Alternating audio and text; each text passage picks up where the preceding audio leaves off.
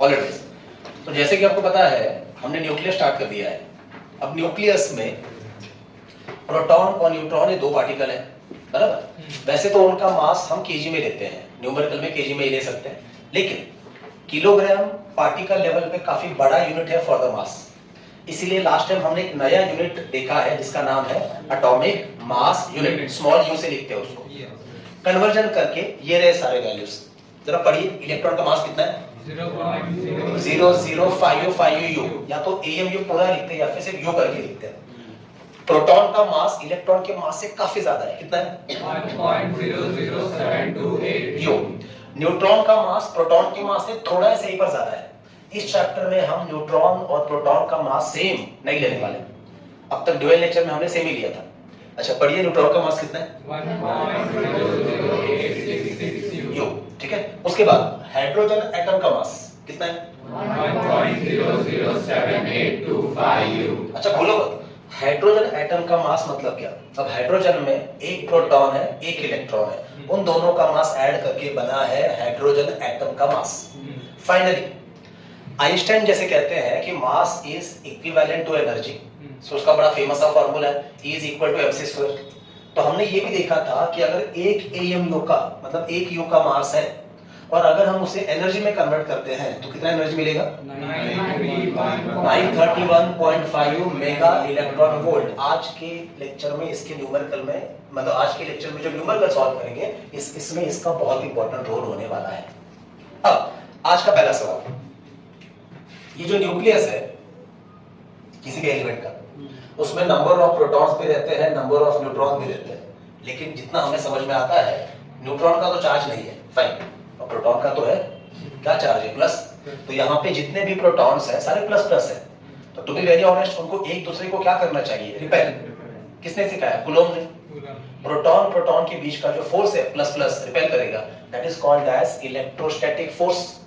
तो देखा जाए तो इलेक्ट्रोस्टैटिक फोर्स को इनको क्या करना चाहिए? रिपेल। उसके बावजूद सारे प्रोटॉन न्यूक्लियस में रहते हैं, कैसे रहते हैं? पहला सवाल। दूसरा सवाल, दुनिया की हर चीज पे ग्रेविटेशनल फोर्स भी तो एक्ट हो रहा है, तो ग्रेविटी एटम को मतलब न्यूक्लियस को भी तो नीचे खींच रही है, पर वो नीचे जा नहीं रहे। तो सवाल ये है, what about electrostatic force between proton and what about gravitational force? ठीक है, अब इसके लिए थोड़ा सा 11th में जाते हैं।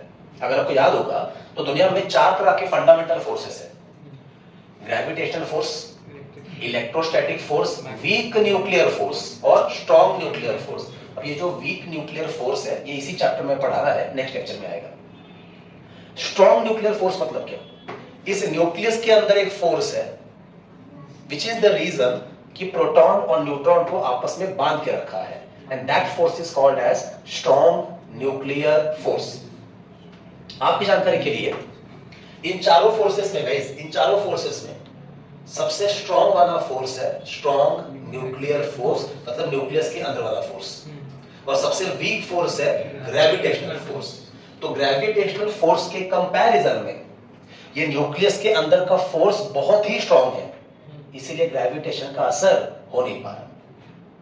पर हाँ, एक बात और याद रखनी है आपको, ये जो इलेक्ट्रोस्टैटिक फोर्स है या ग्रेविटेशनल फोर्स है, इनका रेंज इन्फिनिटी तक है। मतलब अर्थ चांद दोनों के बीच का भी फोर्स हम निकालते हैं, काफी बड़ा डिस्टेंस है फिर भी निकालते हैं।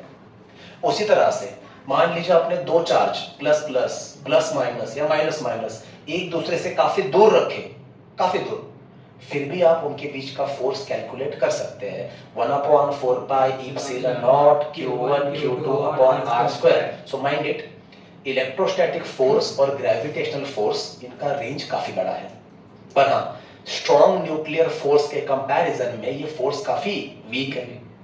दूसरा मुद्दा, ये जो स्ट्रॉन्ग न्यूक्लियर फोर्स है जो न्यूक्लियस के अंदर है, उसका रेंज है only up to few femtometer, only up to few femtometer. और न्यूक्लियस का साइज हम क्या लेते हैं? 10⁻⁻15 मीटर, मतलब ये फेम्टोमीटर। तो माइंड इट, ये जो स्ट्रॉन्ग न्यूक्लियर फोर्स है ना, इसका रेंज सिर्फ न्यूक्लियस तक ही है। थोड़ा सा भी आपने पार्टिकल को दूर दूर लाया तो फिर ये एक्ट नहीं करेगा। तो ये बड़ा शॉर्ट रेंज फोर्स है। कैसा है? Short range, acting only up to few femtometer. Femtometer का और एक नाम है फर्मीमीटर। फेम्टो भी कहते हैं, फर्मी भी कहते हैं। लेकिन खास बात क्या है, इन चारों फोर्स में ये स्ट्रॉन्गेस्ट फोर्स है। अगर बुक की लैंग्वेज में बात करूं तो प्रोटॉन और प्रोटॉन में जो रिपल्शन का फोर्स है ना, इलेक्ट्रोस्टैटिक फोर्स, उसके कंपैरिजन में ये अंदर का जो स्ट्रॉन्ग न्यूक्लियर फोर्स है ये 50 से 60 गुना ज्यादा है। मतलब प्रोटॉन प्रोटॉन अगर एक दूसरे को रिपेल कर रहे हैं बाय 1 न्यूटन, तो उनको बांध के रखने वाला जो फोर्स है, स्ट्रॉन्ग न्यूक्लियर फोर्स, वो उनको बांध के रख रहा है विद 50 न्यूटन टू 60 न्यूटन के फोर्स से। करो कंपैरिजन, 50 से 60 गुना ज्यादा है। तो सीधी सी बात है, इलेक्ट्रोस्टैटिक फोर्स का असर हो नहीं पा रहा है। यही रीजन है कि ये सारे प्रोटॉन साथ में रहते हैं। So moral of the story, electrostatic force between proton and gravitational force both are very very small comparing to strong nuclear force in the nucleus, and that's the reason हम इन दोनों फोर्सेस को क्या करते हैं, इग्नोर। और यही reason है कि न्यूक्लियस के अंदर ढेरों प्रोटॉन और न्यूट्रॉन साथ में रह रहे हैं।